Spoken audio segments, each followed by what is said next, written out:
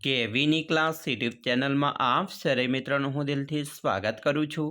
આજે વિદ્યાર્થી મિત્રો વાત કરવાના છીએ ધોરણ 3માં આપણી નવી સ્વાધ્યાયન પોથી જે આપવામાં આવેલી છે તેમાં ભાગ નંબર 3ની અંદર ગુજરાતી વિષયનું પાઠ નંબર 6 બતક અને અથવા પણ હંસ જેના પાઠનું આપણે આ વિડીયોમાં સચોટ સાચું અને સંપૂર્ણ સોલ્યુશન જોવાના છીએ।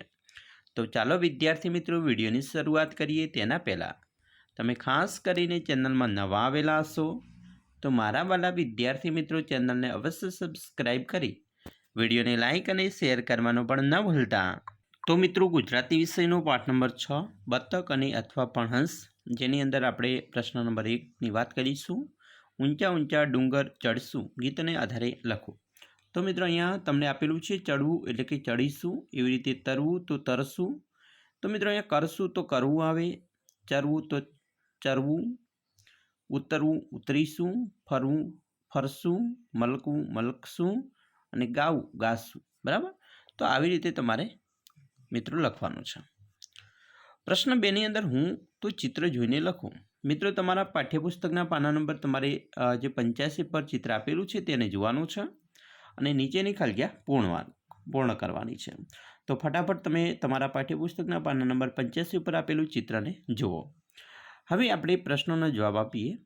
પહેલો પ્રશ્ન છે ચિત્રમાં ખાલીજગ્યા બતક છે। તો તમે જોશો કે ચિત્રની અંદર તમને 6 બતક આપેલી છે, તો ફટાફટ ગણી નાખો અને તમારી બતકો ગણી અને અહીંયા લખવાનું છે। તો 6 બતક। બીજું, ચિત્રમાં ખાલીજગ્યા બતકની કલગી છે। તો તમે ચિત્રમાં જોશો તો તમને એક જ બતકની કલગી જોવા મળશે, તો અહીંયા 1 લખીશું।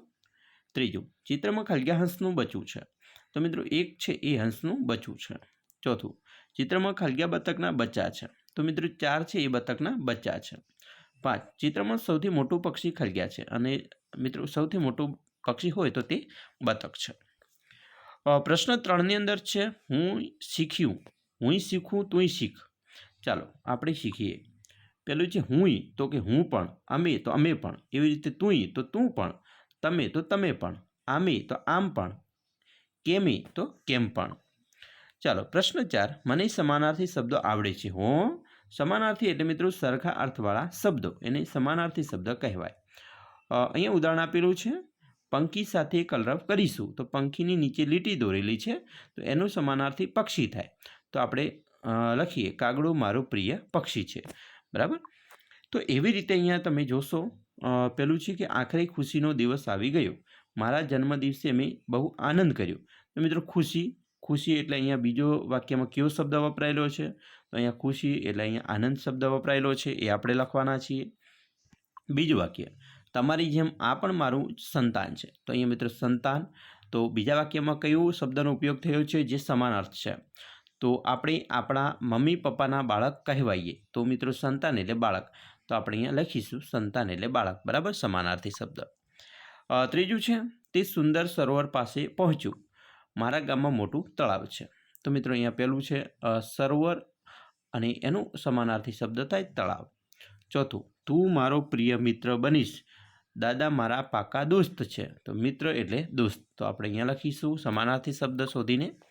5, અહીંથી થોડા સરોવર દૂર મારો પરિવાર રહે, અમારા કુટુંબમાં અમે 6 લોકો છીએ। તો મિત્રો અહીંયા પરિવાર અને અહીંયા કુટુંબ, તો આ બંને સરખા અર્થવાળા શબ્દ છે એટલે એને આપણે લખીશું સમાનાર્થી શબ્દમાં। પ્રશ્ન 5, હું સાચાને ખોટું અને ખોટાને સાચું બનાવી શકું પણ મજા પડે। ચાલો આપણે જોઈએ। પાઠ્યપુસ્તકના પાના નંબર 89 પર આપેલા ખરા ખોટા વિધાન વાંચો, તેમાં ખોટા વાક્યોને સાચા કરીને અને સાચા વાક્યોને ખોટા કરીને ફરીથી લખો। તો મિત્રો અહીંયા પેલું છે બતકીએ 5 ઈંડા મૂક્યા હતા, આપણે ખોટું વાક્ય બનાવ્યું। સાચું વાક્ય, બતકીએ 4 ઈંડા મૂક્યા હતા। બરાબર। બીજું, કૂતરો બતકથી ડરી ગયો તેથી તે દૂર નાસી ગયો, તો આ ખોટું વાક્ય છે, તો આપણે સાચું વાક્ય બનાવીએ। મરઘો બતકથી ડરી ગયો તેથી તે દૂર નાસી ગયો। ત્રીજું, તે સુંદર બતક હતું પણ એક રાજહંસ ન હતો, સાચું વાક્ય બનાવીએ।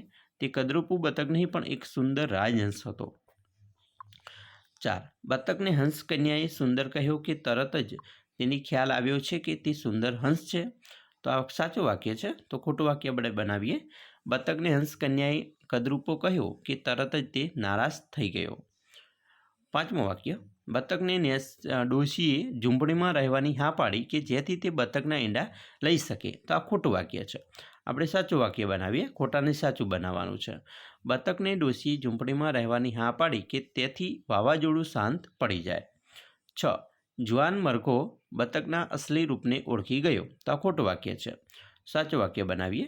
જુવાન મરઘો બતકના અસલી રૂપને ન ઓળખી શક્યો. ચાલો હવે પ્રશ્ન 6. ઉદાહરણ જુઓ. કૌંસમાં પહેલા શબ્દનો ઉપયોગ કરી વાક્ય ફરીથી બનાવો. કયું વાક્ય સાચું લાગે છે તેની સામે ખરાની નિશાની કરો. ઉદાહરણ છે મમતા અને પૂજા વાતો કરે છે પણ અને કે. તો આપણે વાક્ય ઉપયોગ કરીએ મમતા કે પૂજા વાતો કરે છે. એવી રીતે પહેલું છે હું આવીશ પણ મમ્મી નહીં આવે. તો અહીંયા મિત્રો અને અથવાનો ઉપયોગ કરવાનો છે. હું આવીશ અને મમ્મી નહીં આવે. હું આવીશ અથવા મમ્મી નહીં આવે. તો અહીંયા સાચું વાક્ય આપણે બનાવ્યું. બરાબર. ચાલો બીજું મને વરસાદમાં નાહવું ગમે પણ મારા કપડાં પલળે એ ન ગમે. અને અથવાનો ઉપયોગ આપણે કરવાનો છે. મને વરસાદમાં નાહવું ગમે અને કપડાં પલળે તો ન ગમે. આ સાચું છે.